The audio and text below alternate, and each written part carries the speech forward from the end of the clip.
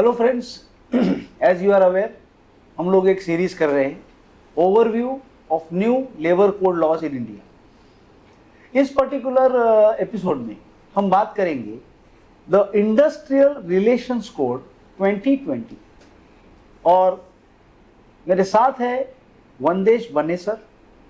उनसे हम जानकारी लेंगे कि ये कोड क्या है। तो सर ये बताइए कि ये जो इंडस्ट्रियल रिलेशंस कोड आया ये कितने लॉ को अमलगमेट करके ये एक लॉ बना है? ये 3 लॉ अगेन अच्छा, the industrial dispute act, trade union and standing order, these are the 3 acts. अच्छा। They are covered under the industrial wage code, industrial relations code. इस कोड के बारे में बताइए ना कि क्या है ये कोड में एक्चुअली।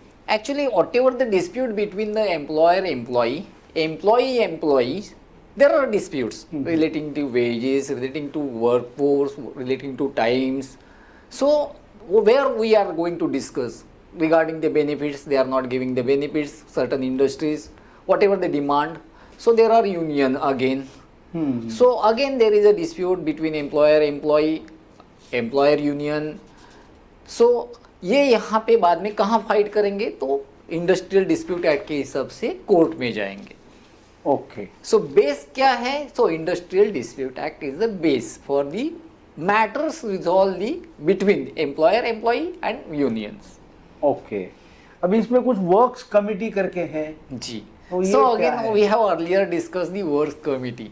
सो अगेन यहाँ पे अच्छा, हाँ, 50% एम्प्लॉई एंड एम्प्लॉयर, वो वाला works committee. So Okay. They will decide what are the benefit, timing, hours, again whatever the matters they can means बोलते हैं ना, कभी कभी इंटरनल जो छोटा सा इशू होता है वो डिस्कस करके रिजॉल्व होता है, that you can discuss in this committee. Okay.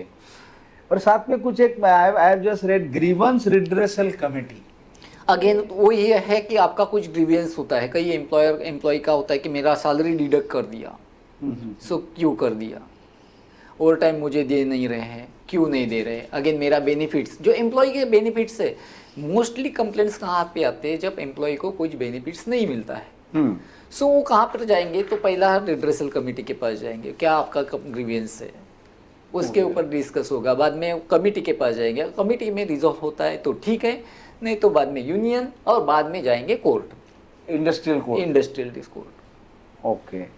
और ये स्टैंडिंग ऑर्डर सर क्या होता है? Sir there is a moral standing order, छोटा सा एक्ट है, पहला था, अभी ये कवर्ड कर दिया कि एम्प्लॉयज के रूल्स एंड रेगुलेशंस क्या है। क्या था right? Moral standing orders. Okay, ये एक्ट छोटा एक्ट है।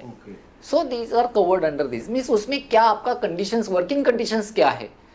जैसे अभी एम्प्लॉय को पानी देना है, आपका कंपनी में कितना यूरिनल्स होना चाहिए, कितना टॉयलेट्स होना चाहिए, एम्प्लॉय कब आएगा काम पे, कब जाएगा बाहर, उसका लंच टाइम क्या है, ओके, उसके रूल्स क्या है। अगेन कई बार एम्प्लॉय क्या होता है, एम्प्लॉयर लेट एम्प्लॉय आते हैं, सो उसका डिडक्शंस मारते हैं, 3 लेट मार्क्स आपको अलाउड है, 3 के बाद आएंगे तो हाफ डे का हो जाएगा। करेक्ट। सो इसका परमिशन लेना जरूरी है। ये एक्ट में लिखा नहीं है कि आपका डिडक्शंस हो जाएगा। ओके, ये एक्ट के बाहर का है। आप उनका लेट मार्क आता है, आपका डिसाइड है, आपका स्टैंडिंग ऑर्डर है, लेकिन वो स्टैंडिंग ऑर्डर अप्रूव करके लेना चाहिए from labour commissioner again. Okay, क्योंकि ये एक्ट के बाहर है, गवर्नमेंट नहीं बोलता है कि आप डिडक्ट करो 5 मिनट लेट आया तो। आप बोल रहे हैं कि मेरे पास हो, तुम 5 मिनट लेट आए, मैं आपको 5 मिनट का पगार दे रहा हूं, so why I am not going to deduct that. Okay, so there is a certain rules which is framed by the employer. So again then employer has to get the approval from the labor authority. अच्छा, तो ये standing orders में ये सब cover होता है, सब covered होता है, rules and regulations covered under the standing orders. मतलब क्या हम ऐसा कह सकते हैं कि जो एक कंपनी अपने लिए जो गवर्नेंस का रूल बनाती है, they are covered in the standing order. Correct sir. क्या हमारा लंच टाइम 1 से 2 होगा, या एक टी टाइम आपको 20 मिनट का होगा, आधे घंटे का होगा, आपको कैसे बर्ताव करना चाहिए काम में, कैसे मीन्स शराब पी के नहीं आना चाहिए। सो जो रूल्स है वो स्टैंडिंग ऑर्डर्स में लिखे हैं सारे रूल्स। अगेन आपको कुछ एडिशन करना है, then you have to get approval. Okay. और इसके लिए कोई ऐसा है कि मिनिमम एम्प्लॉय कितने होने चाहिए, तो standing order apply standing order तो सर 100+ एम्प्लॉय को एप्लीकेबल होता है। तभी हाँ, applicable होता है। लेकिन रूल्स एंड रेगुलेशंस हर एक एम्प्लॉयर आपके आपके फ्रेम करते हैं, ओके, क्योंकि वो रूल्स एंड रेगुलेशन नहीं रहेगा तो नियम नहीं रहेंगे तो अभी कंपनी कैसे फंक्शन करेगी, कंपनी कोई भी function कुछ भी करते कुछ भी बैठेगा। करते बैठेगा। सो वहाँ पे रूल्स एंड रेगुलेशन है, सो टर्मिनेशन क्लॉज है, उसमें रिट्रीटमेंट क्लॉज है, सारे क्लॉज है। इंडस्ट्रियल डिस्प्यूट एक्ट में ये सारे क्लॉज आएंगे। ओके, ले ऑफ देना है, आपके पास काम नहीं है तो काम बैठ के क्या करेंगे एम्प्लॉय, तो बाबा ऑर्डर ही नहीं है तो मैं काम कहाँ से दे दूँ आपको, तो ले लो ले ऑफ दे दो, सॉरी। ओके। और सर ये कुछ negotiating council, recognition of negotiating union और नेगोशिएटिंग काउंसिल, ऐसा कुछ है? ये यूनियन जब आपका डिमांड्स आते हैं, हम्म, हर एक एवरी ईयर यूनियन डिमांड करती है कि हमें आपके कानून के हिसाब से 20 लीव है, लेकिन हमें ज़्यादा चाहिए। अच्छा, सो कितना ज़्यादा चाहिए, कई 60 लीव का डिमांड करते हैं। 60 लीव? 60 लीव मुझे चाहिए, 45 डेज लीव चाहिए, तो काम कब करेंगे सर? तो यहाँ पे उनका नेगोशिएशन चालू होता है। Okay, so that is that negotiating council Benefit parts. ये काम होगा between the union and the management. Management, correct. Okay. फिर एक कुछ ऐसा है कि अभी ये lay off, retrenchment and closure provisions, इसके ऊपर क्या है ये कोड? सर क्लोजर प्रोसीजर पहले 100 के ऊपर थे, तो आपको क्लोजर प्रोसीजर लेने के लिए गवर्नमेंट से अप्रूवल लेना होता था कि बाबा मैं कंपनी क्लोज कर रहा हूँ, क्यों क्लोज कर रहा हूँ, उसका रीज़न देना था। अभी उन्होंने क्या कर दिया, 300 के ऊपर एप्लीकेबल होगा, 300 तक एप्लीकेबल नहीं रहेगा closure notice.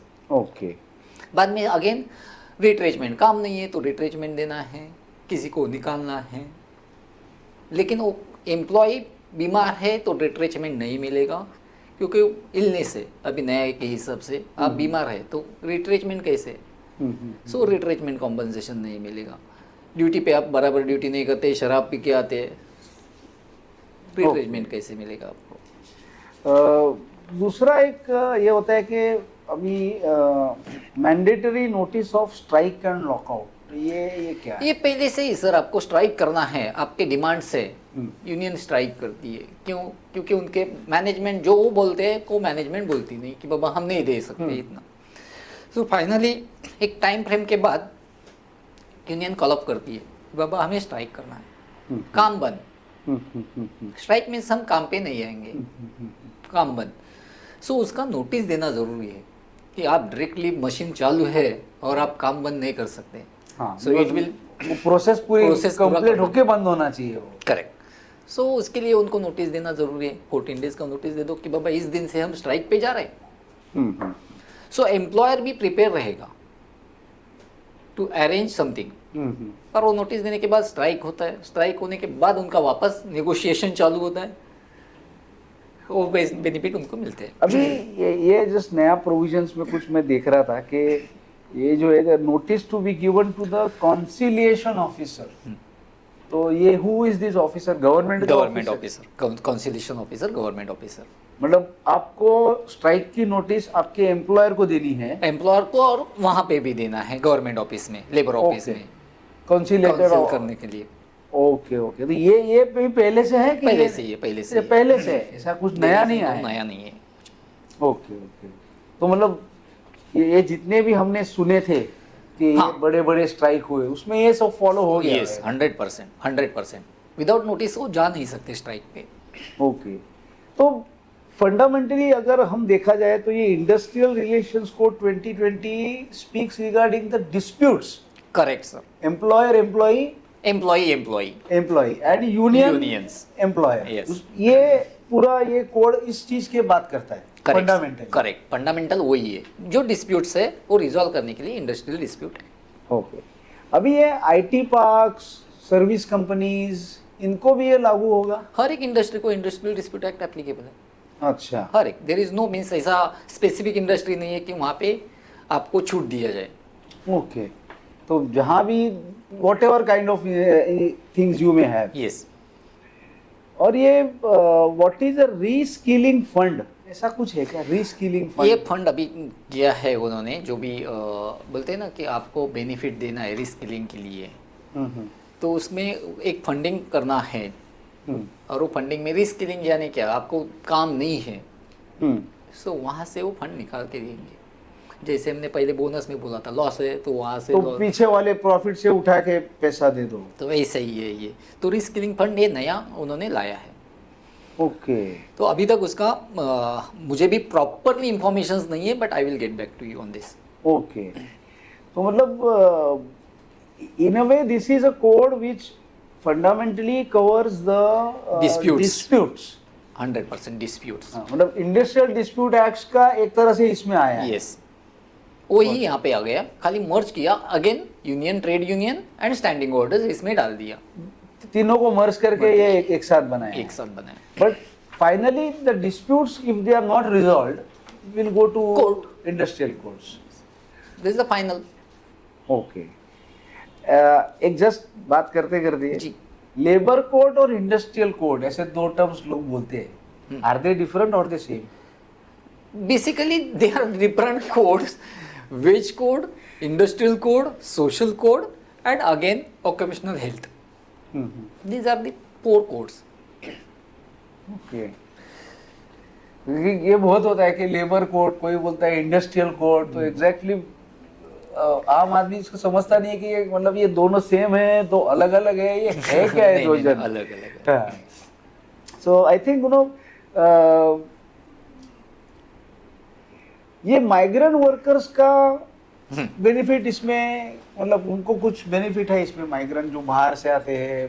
Sir, migrant employ, there is one act जो आउटसाइडर्स है, अपने स्टेट के नहीं है, कंस्ट्रक्शन वर्कर के लिए लेके जाते हैं, माइंस के लिए लेके जाते हैं।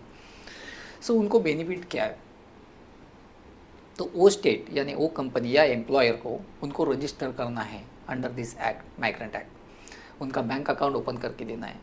ये उनको, यदि उनका फैमिली है तो उनका रहने का पूरा इंतज़ाम करना है, वो एम्प्लॉयर को करना है under this act, migrant act में। सो उनको बेनिफिट बाकी सारे एक्ट के है, प्रोविडेंट फंड, ESIC, सारे बेनिफिट वही है, लेकिन ये सेपरेट है कि उनका बैंक अकाउंट ओपन करके दे दो, उनका रहने का इंतज़ाम करो, ओके, अदर बेनिफिट्स दे दो। so basically we will conclude this particular law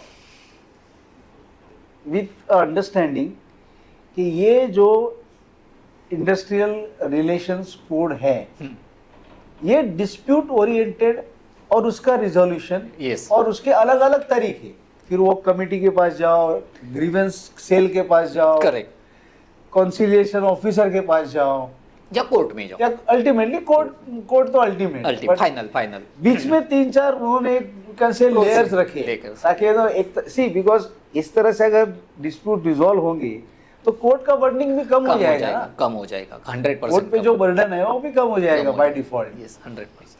तो साहब, thank you for your nice overview of this, thank you sir. और in our next episode we'll see review of Code on Social Security 2020.